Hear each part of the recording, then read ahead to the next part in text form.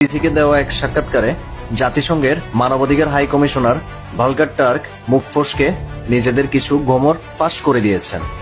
5ই আগস্টের ঘটনায় আমরা দেখতে পেয়েছি সেনাবাহিনীর একটি অংশ নীরব ভূমিকা পালন করেছিল। এর পেছনের মূল কারণ কি ছিল? কোন অদৃশ্য শক্তি সেনাবাহিনীকে চাপে রেখেছিল? প্রথম অবস্থায় আমরা বুঝতে না পারলেও বিবিসিকে দেওয়া সাক্ষাৎকারের পর আমরা অনেক কিছুই স্পষ্টভাবে বুঝতে পারছি।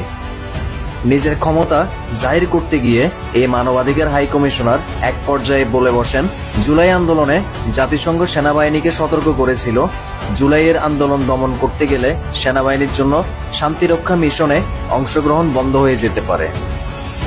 এর পরিস্থিতির সাথে সেনাবাহিনীকে না জড়ানোর জন্য সতর্ক করেছিলেন এই ভলকার টার্ক।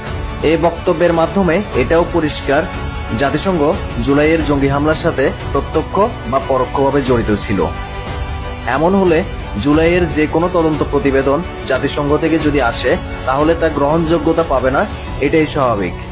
বাংলাদেশের গর্ব সেনাবাহিনীর উপর যে ভুল ধারণা জন্মেছিল বাংলাদেশের সাধারণ মানুষের, এই ভিডিও দেখার পরে আমরা আশা করছি সেনাবাহিনীর উপর বাংলার জনগণের সেই ভুল বিভ্রান্ত ধারণা কেটে যাবে। চলুন ভিডিওটি দেখে আসা যাক। This international multilateral human rights machinery seriously. Well, I can give you examples where it is taken seriously. I'll give you the example of Bangladesh last year.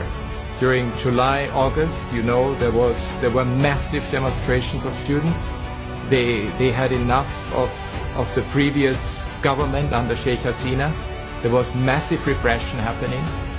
The big hope for them was actually our voice, was my voice, was also what we were able to do, and we put the spotlight on the situation. And we actually gave the warning to the army that if they get involved, it means that they may not be able to be a true contributing country anymore. As a result, we saw changes. When Mohammed Yunus took over as the new chief advisor of the interim administration, he asked me immediately, can you send us a fact-finding mission to put the spotlight on the situation and to investigate what was happening, which is what we did. And it actually helped. I was in Bangladesh last year.